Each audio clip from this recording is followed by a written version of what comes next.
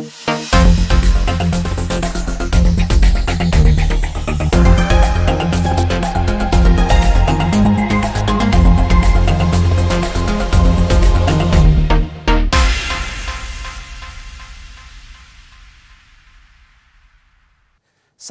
به برنامه گپ آزاد خوش آمدید. با صورت گرفتن سرایت کرونا ویروس در روسیه این نگرانی ها زیاد می شود که ممکن است محدودیت ها دوباره برگردد و وضع مهاجران در این کشور بدتر شود. بهار امسال در آغاز پاندمی شکایت مهاجران در روسیه به حد زیاد بود که می گفتند حکومت تاجیکستان نان آوران خانه را در روز سختی تنها گذاشت و غم آنها را نخورد. آیا واقعا همین گونه بود یا در حق آنها غمخواری هم صورت گرفت؟ برای پاسخ گفتن به این و سوالهای دیگر ما نمایندگان وزارت مهنت و مهاجرت، سفارت تاجیکستان در روسیه و کارشناسان نزدیک به حکومت را دعوت کردیم. بعضی از آنها دعوت ما را رد کردند، بعضی ها دعوت ها را به جواب گذاشتند. تنها وزارت مهنت و مهاجرت روز 30 اکتبر در جواب به درخواست های ما نوشت که نماینده فرستادن نمیتواند، اما در 4 صفحه پاسخ خود را به ما نوشته و فرستاده است. حالا به برنامه بختیار جمعیوف، حامی حقوق مهاجران و نماینده سازمان مرکزی تاجیکان در مسکو و عبدالله دولتوف، پزشک و رئیس سابق اتحاد تاجیکستانیان روسیه را دعوت کردیم. هر دو به برنامه خوش آمدید. ببینید، وزارت مهنت امروز در پاسخش به ما نوشت که آنها در مسئله مهاجران در دوره پاندمی بی‌طرف نبودند و حتما که کمک کردند. در اصل وضع چگونه بود؟ بفرمایید. рости гап ягон нашунавидам ки ба касе ёрдам карда бошам. Аз касе нашунавидам, шояд ки ба касе ёрдамам карда бошам, лекин ки ман худ мониторингро мегузаронам дар худи Москав ва навоии он. Лек аз касе нашунавидам ки аз вазорати меҳнат ва муҳоҷирати ҷумҳурии Тоҷикистон касе кӯмак гирифта бошад.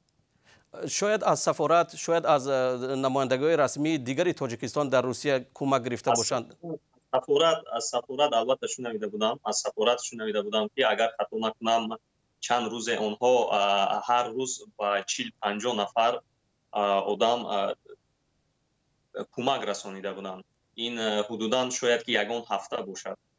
در اوج کرونا ویروس بود این کار، زیرا که بسیار مردم به من مراجعت میکرد. من با یکی از نماینده آنها بعضی رویخط‌ها را میگذاشتم که آنها در حقیقت محتاج هستند و باید که به آنها کمکی مالی برسانم.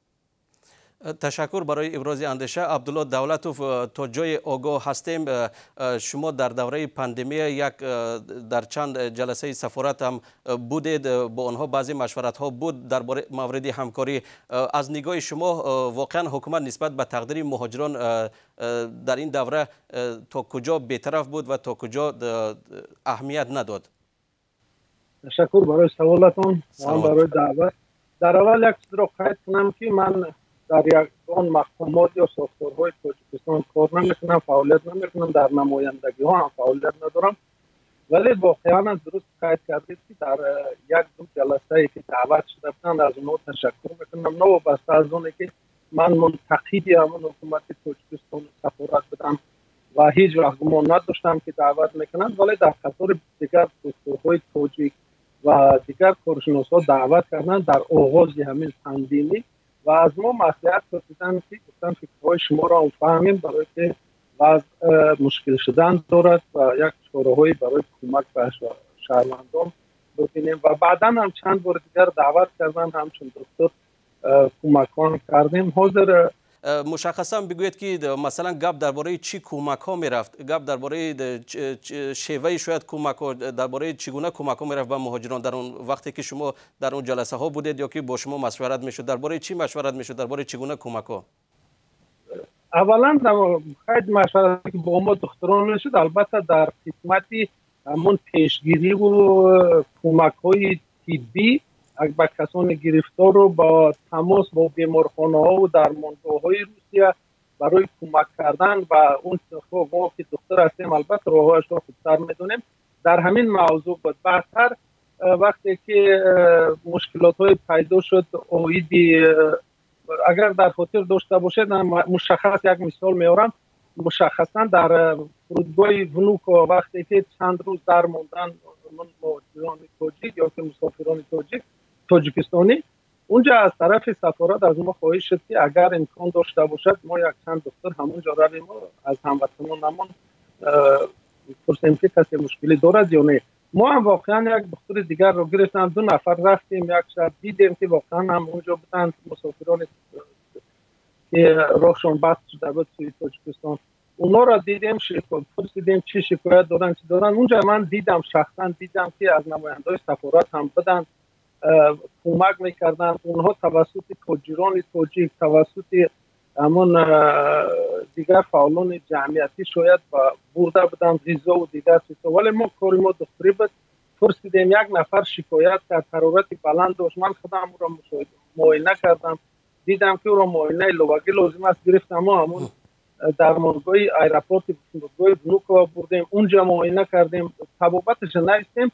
فردا در صفحه های شبکه های اجتماعی دیدم که همون نفر ویدیو گذاشته است، انتقاد کرده است از نمایندگی های تاجیکستان، از سفارت تاجیکستان که هیچ کس به اونها کمک نمیکند، اینجا در یک حال وزنین قرار دارند. یعنی اکثر اونهایی که شکایت میکردن شکایتشون اساس نداشت به این مضمون؟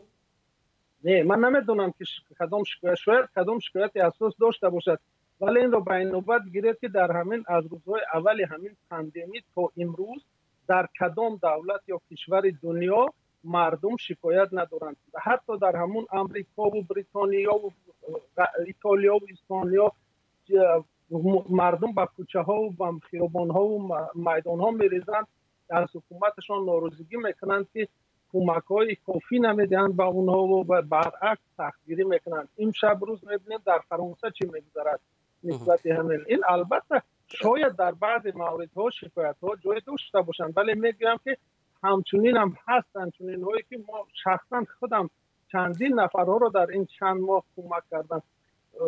دیگر دخترها اگر در خاطر داشته باشه در اوج پاندمی در بهار سفارت یک گروه دختران تشکیل کرده بود.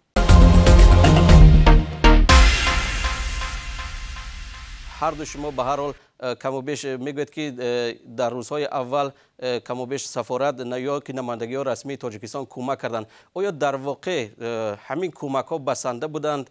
فکر شخصی من چنین است که شاید 10-20% باشد، اونقدر 20% باشد کافی بود. فقط 10-20% بود، نه اینکه زیاده از 50% که باشد، زیرا که آنها اکثر اولین درجه در درجه اول این فرودگاه های شهر مسکو بود که هزاران مهاجران مهنتی ما در آنجا در مونده بودند و یگان علاج نداشتند، نه خانه داشتند که بروند خفا گردند، نه یگان پول داشتند. البته نمایندگان سفارت کنسولگری در آنجا حضور داشتند و لیکن در اصل فقط مردم بالای هم شکایت میکردن که در همینجا چی نمیرسید به فکر شما اینکه دستی واقعا نماینده های رسمی مقامات تاجیکستان در روسیه برای کمک کردن کوتاه بود یا که شرایط نداشتند؟ چی نمیرسید در همینجا؟ من فکر میکنم که چون دیگر دولت ها شرایط نداشتند که آنها یک باره اینقدر کمک برسانند به همه مهاجران، شرایط نداشتند. به هر حال در این دوره باید مقامات نمایندگی های رسمی تاجیکستان در روسیه چی کار باید میکردن؟ چگونه رفتار میکردن به نظر شما؟ حدی اقل اون مهاجرانی که در آنجا در مونده بودند هرچی زودتر و هرچی تیزتر آنها رو به وطن برمیگردوندند. جناب دولتوف، از نگاه شما چی در همین شرایط باید چی کار میکردن؟ چگونه برخورد میکردن؟ فکر میکردم که اون چیزی که از دستشون اومد کردن. تشکر. جمعیف، جناب دولتوف بفرمایید. میخواستم نظر شما بپرسم در این باره. ببینید، در دوشنبه قریب 800,000 اهالی است. شهر دوشنبه همه اهالی 800,000 است. در اونجا 4 ناحیه است و 10,000 آدم در مقامات شهری و ناحیوی و اون میکرایون ها و غیره کار میکنند. در همه ساختارهای گوناگون است. اونجا 10,000 آدم کار میکنند، ولی هر روز میبینیم که یا یک جنایتکار رو دستگیر میکنند یا که چند نفر بیمار میشد بیمارخانه میبرند یا که به دیگرها کمک میکنند. خلاصه که مشکلات شهر زیاد است. انا اکنون ببینید که در روسیه با آمار طرف روسیه که سال 2019 1,255,000 شهروند تاجیکستان اینجا بود. با حساب طرف تاجیکستان قریب 500,000 و باز 500,000 تاجیک شناسنامه روسی دارد. یعنی که اگر همون حساب اقل تاجیکستان رو هم گیریم 500,000 رو و 500,000 شهر تاجیک روسیه رو 1,000,000 میشد. یعنی در روسیه تاجیکان زیادتر از شهر دوشنبه هستند و در اینجا همه سفارت و کنسولگری هایشان همشان را اگر جمع کنید 100 نفر نمیشن. پس میخواهید که همین 100 نفر برابر همون 10,000 نفر که در یک نوعیه یا یک شهر هستند تمام مکنند. شما گفتید که شماره مهاجران یعنی که شهروندان تاجیکستان در روسیه زیاد است و آنهایی که باید غم آنها را خورند یا که نمایندگی رسمی تاجیکستان در روسیه خیلی کم هستند. من در یاد دارم که حتی سازمان ملل متحد از تاجیکستان خواسته بود که در این گونه شرایط نماینده‌هاش را زیادتر کند. چرا تاجیکستان با وجود آنکه میداند که 1,000,000 مهاجر دارد، 1,000,000 شهروند دارد و باید به هر کدام آنها رسیدگی شود، چرا شماره کارمندانش زیاد نمیکند در روسیه؟ من برای همون از دیاسپورا گفتم یگان ملت دنیا، مثلا دیگر جمهورهای همسایه ما که از آسیای مرکزی هستند، همه اونها هم نمایندگی زیاد ندارند. اینجا تکیه باید به همون جامعه شهروندی کرد. ولی افسوس صد افسوس که در ما همه چیز یک مشکلات زیاد دارد میلنگد. خب یک خاصی مشکل سری چی است؟ مشکل سری جمعیتی تاجیکان است در اونجا؟ سری چی است؟ سری سفارت است؟ سری نمایندگی دیگری رسمی تاجیکستان است؟ چی است؟ یک وقتی که پیاده تاجیکستان را تشکیل کرده بودیم، ما از طرف نمایندگی تاجیکستان سفارت و خدمات مهاجرت کمک می‌دیدیم، می‌خواستیم کمک می‌کردن و سفیر وقتی هم از مجلس سلیم دوستی فهم بسیار گفته بود که میخواهم که تلاش میکرد یک جمعیت باشد. ولی باور کنید وقتی حسابات میشد یگان رئیس منطقه‌ای خلاصه من 39 منطقه روسی رو سفر کرده بودم و همگی در 4 منطقه درد یافته بودم که همون رئیس جمعیت ها واقعا هم کمک میکنند. دیگرش به خاطر همون با سفیر عکس گرفتن یا که در یگان رسانه‌ای خود را یک بار جلوه کردن در یگان رسانه‌های تاجیکی اکثریتش کار. تشکر برای ابراز اندیشه جناب دولت و بختیار جمعیف. شما نظر عبدالله دولت فهمیده در مورد اینکه نه تنها نمایندگی رسمی بلکه خود جمعیت‌های تاجیکان هم کم و بیش مشکل دارند در این مورد. آیا در دوره پاندمی وقتی که با مهاجران سر کار می‌داشتید آیا حضوری مرکزهای تاجیکان جمعیت تاجیکان احساس میکردید؟ اونها چی کار میکردن در اون شب روز؟ راستی گپ اول احساس نکردم بعد در مرور زمان کم و بیش هم اونها هم با جنبیدن در اومدن و با مهاجران یاردم هم کردن.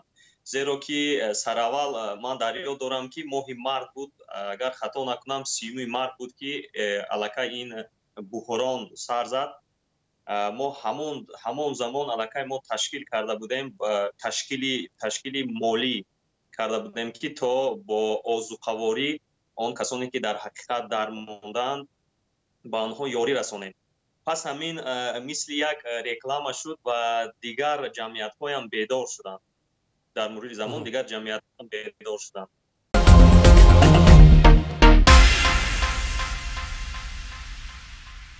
و در اینجا فرصت رسید که در برنامه گپی آزاد نظر چندی از رهگذران را هم فهمیم در مورد اینکه آیا واقعا حکومت به مهاجرانش در دوره پاندمی کمک کرد یا نکرد. نظر رهگذران از دوشنبه. همجا استودگی نخی اومدن نمیتونم محکم رو تمام قرض کرده زندگی بکنن. یکون کار نمیشه.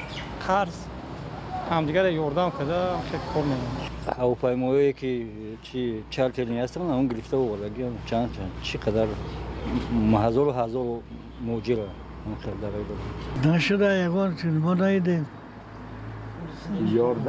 یاردم ها برای دامج محکمان کو بسورش کرده چی شد کرده و سوخی خواهی پرای همونجا در آدمان یگان تدام در نویرهای من همون جایی یادیش کدامش نامونه. البته طرف حکومت تاجیکستان در همه حالت در همه جا غمخوری شد. بسیارش آوردن کو یاردم کردن از روسیه. هیچی غمخور نشده. چی شده اپا؟ یگون کاملی هم نشده. هیچ یگون دستگیری هم نکرد. بچه‌ها موندن اونجا.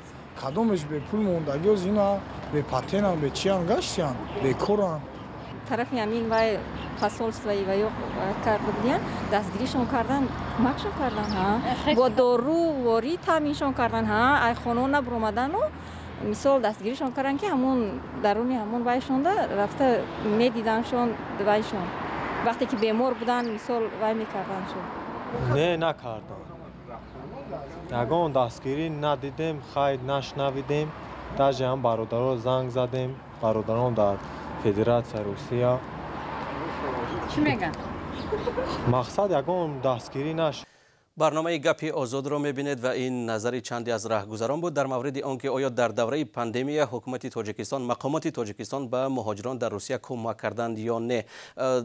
جناب دولتوف و جناب جومایف در این نوار هم چندی از راهگذران در مورد بازگشت مهاجران اشاره کردند و مشکل اساسی که من فکر میکنم در این دوره مهاجران دچار شدند بیشتر به مسئله نقلیات وابسته بود.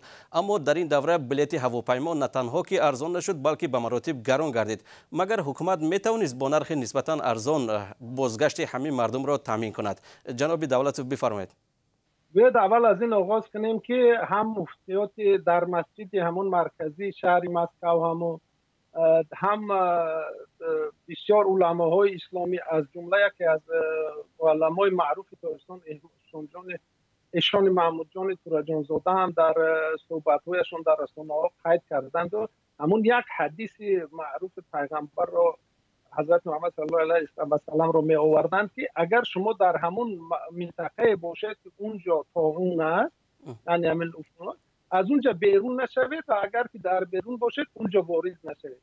وقتی که ما دعوا میکنیم که مسلمانیم من نمیفهمم برای چه اینقدر اینا مردم هزارها جمع میشدن در نزد سفارت که ما رو فرستونه و یعنی که اونها همین چیزا را رعایت نمی‌کردن. ببخشید شاید به این خاطر بود ما هر روز راست گپ از مهاجرات شکایت میگیریم شاید به اون خاطر که اونا میگفتن که در روسیه جای کارشون از دست دادن پول از دست دادن پتن ندارن یا که ثبت نام ندارن یا که در اینجا چگونه روز گذروندن نمیدونن شاید به همین خاطر میخواستن برگردن.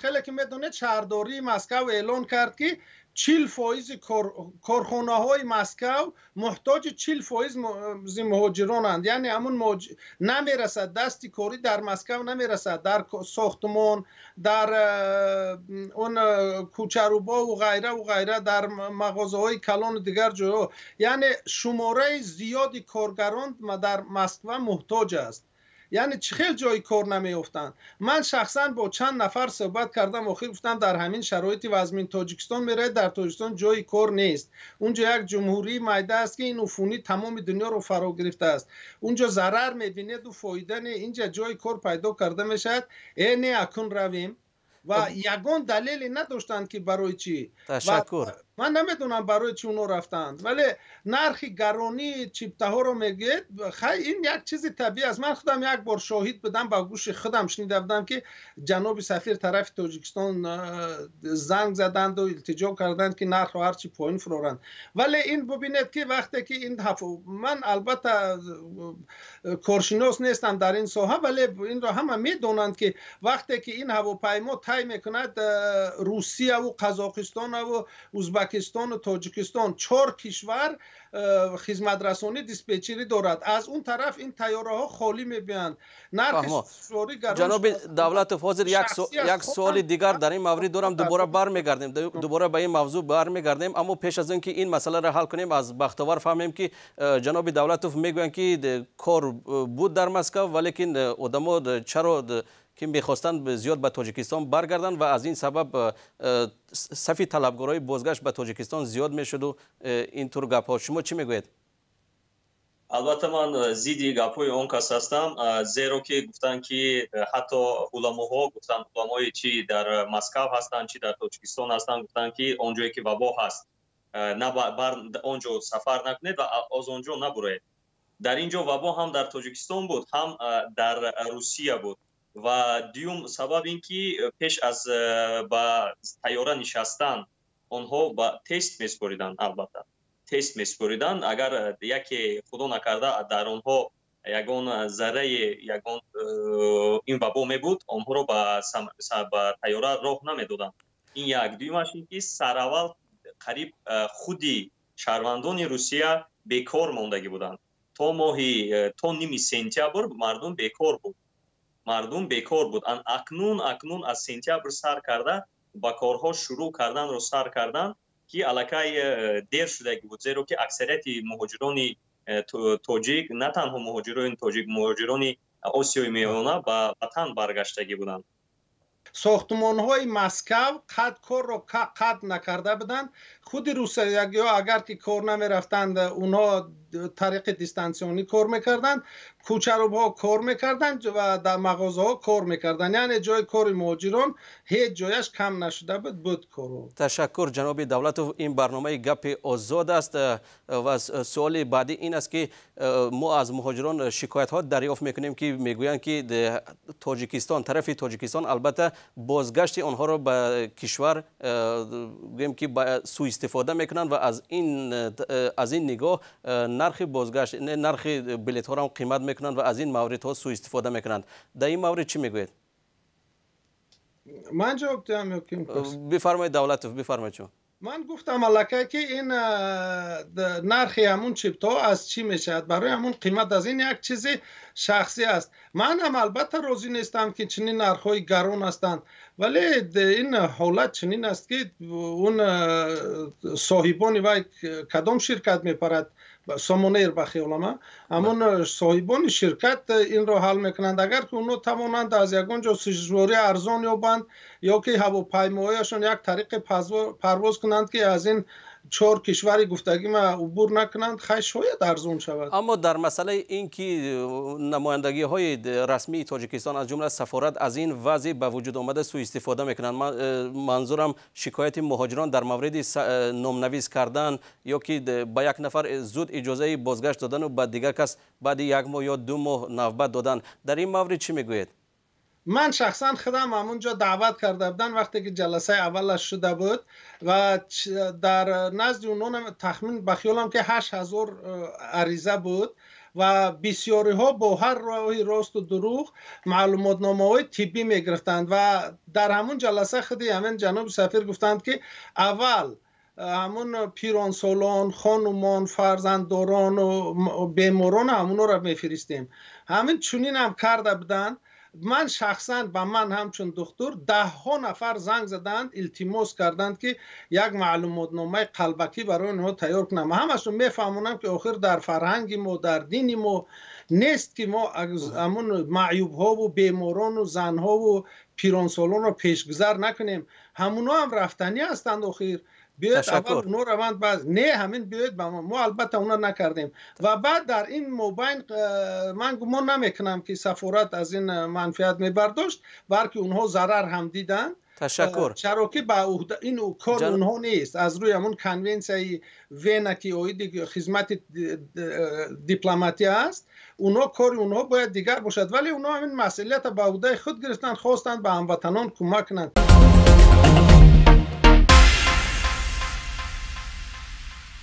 بختوار به شما برگردیم. واقعا ادعای مهاجران که میگن که در این دوره نماینده های رسمی تاجیکستان از این فرصت سوء استفاده کردن، واقعا در اصل چگونه بود؟ وضع چگونه بود؟ شما در این باره چه نظر دارید؟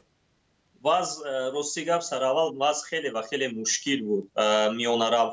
میانراف‌های زیاد پیدا شده بودند. میانراف‌ها از فرصت مناسب даже استفاده می‌بردند، غارت می‌کردند مهاجران را، چندین میانراف‌ها را علاقه محکم کردند، زیر پنجره بردن. این راست است. مسئله دیگر این است که اگر امور رسمی را ببینیم در این موسم‌ها در حقیقت رفت و چند سوم می‌ایستاد.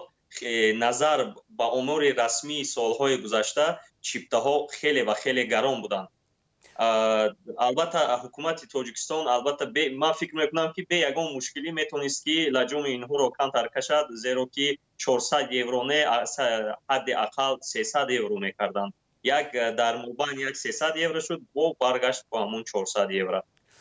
سوال آخر این است که قریب نصف نیروی کاری تاجیکستان در مهاجرت کاری هستند، البته قسمی اساسی و زیاد در روسیه. در حالت معمولی کشور از آنها درآمد زیاد میگیرد، اما به نظر می رسد که از جهت حقوقی در روسیه آنها آسیب پذیر هستند. چرا حکومت تاجیکستان، مقامات تاجیکستان برای دفاع از حقوق شهروندانش تلاش نمی کند یا که کوشش میکند و کافی نیست؟ اگر گفتیم که همین بیماری همگیر در روسیه افج گیرد و وضع مهاجران بدتر شود، مقامات تاجیکستان برای حمایت از آنها چیکار کرده میتوانند یا که چیکار باید کنند؟ حداقل بسیار خوب میشد که یک ستاد مشورتی دکتران میکشودن، غیر از ستاد یک تماس فوری هم میکشودن، زیرا که اکثریت مهاجران نمیدونن که چه حتی با دکتر مراجعت کنند. در مثال خود میگویم، من چندین بار خودم با دکترها زنگ زده میگفتم، میفهموندم وضعیت رو، میفهموندن که مثال یک هفته است، 2 هفته است، حتی 20 روز و 30 روز است که مهاجر نفس گیر شده ایستاده است، هیچ کس به دادش نمیرسد. وقتی که به دکتر زنگ میزند، آنها که هم بسیار کارشان بسیار هست، فهمونده نمیتونن، دیگر با آنها صحبت هم نمیکنن. برای از همین سبب میتونن که همین تماس فوری میکشودن، یک گریچلی نمیگویند، تماس فوری میکشودن و یک ستاد مشورتی دکتران میکشودن که با همون زبان تاجیکی، روسی پیش برده میشد. شما با مهاجران زیاد سر و کار دارید، باز آنها چی میخواهند بجز اینکه تماس فوری باشد؟ باز چه چیزهایی هست که آنها میخواهند و در این دوره مشکل شاید حکومت، مقامات برای کمک برنامه‌ریزی کنند؟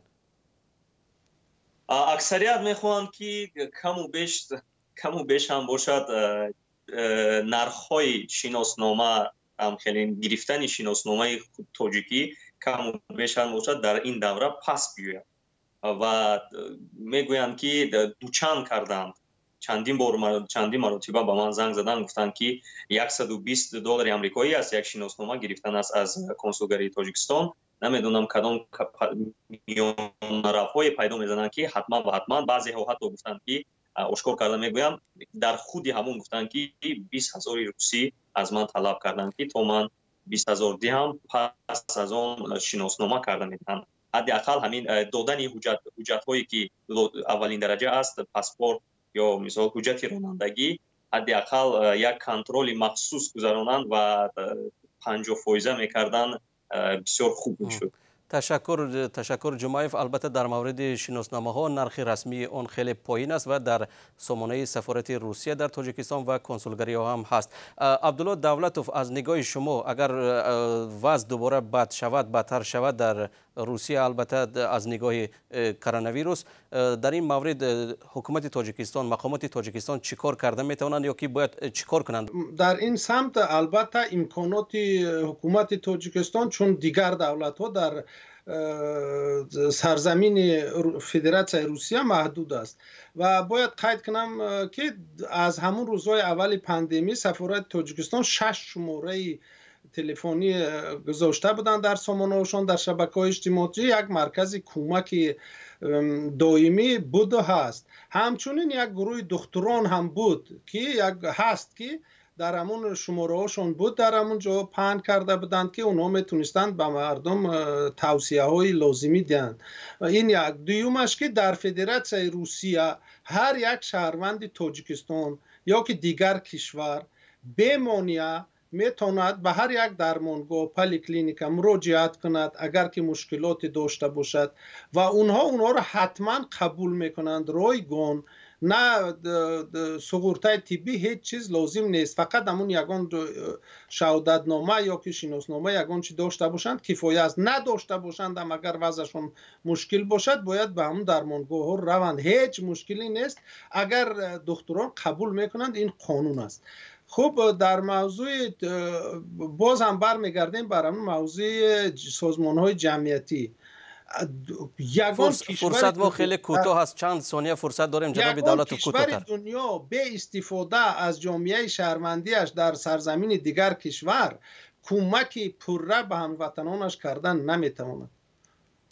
تشکر از هر دوی شما. این بود برنامه گپ آزاد. در مسئله مهاجران ما میتونیم ساعتها صحبت کنیم، اما فرصت ما در اینجا به پایان میرسد. مهمان امروزه برنامه ما عبدالله دولتوف، پزشک و رئیس سابق اتحاد تاجیکستانیان روسیه، و بختاور جمعیوف، حامی حقوق مهاجران و نماینده سازمان مرکزی تاجیکان در مسکو بودند.